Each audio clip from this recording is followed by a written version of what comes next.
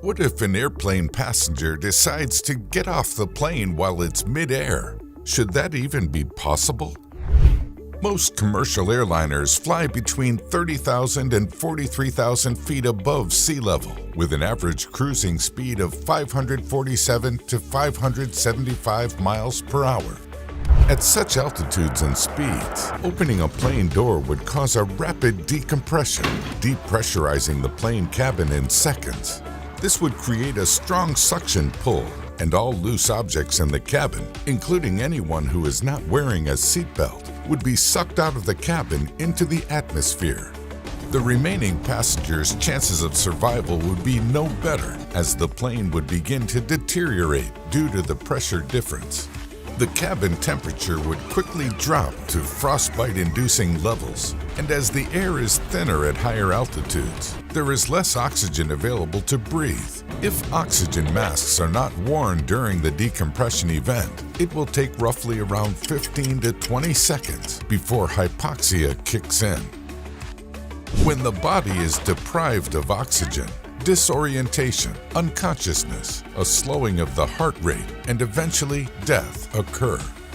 But the chances of this happening are extremely small, as it's nearly impossible to open the plane door mid-flight.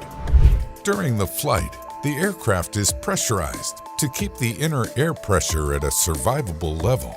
Thus, the pressure inside the cabin is much higher than the outside air pressure. At a typical cruising altitude, an average 3.3 pounds of pressure is applied on every square inch of the plane's surface. This cabin pressure is pushing hard against the door, keeping it locked in place.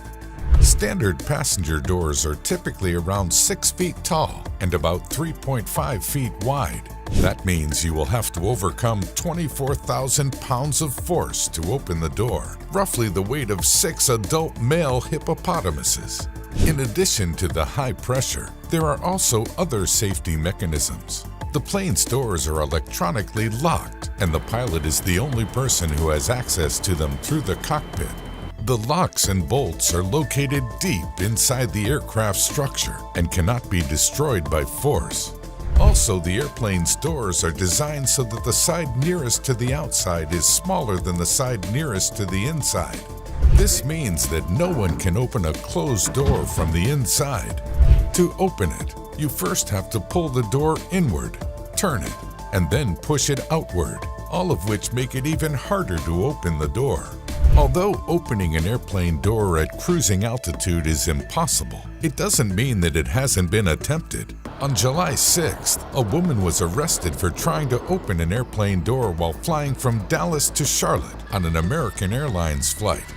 The only way to open an airplane door mid-flight is to either depressurize the plane or wait until the plane is at a lower altitude. In both cases, the air pressure inside the cabin is reduced and less force is required to open the door.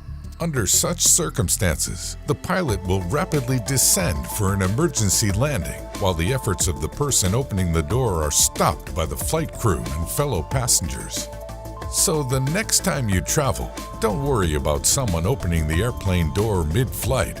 Just sit back, relax, and enjoy your flight.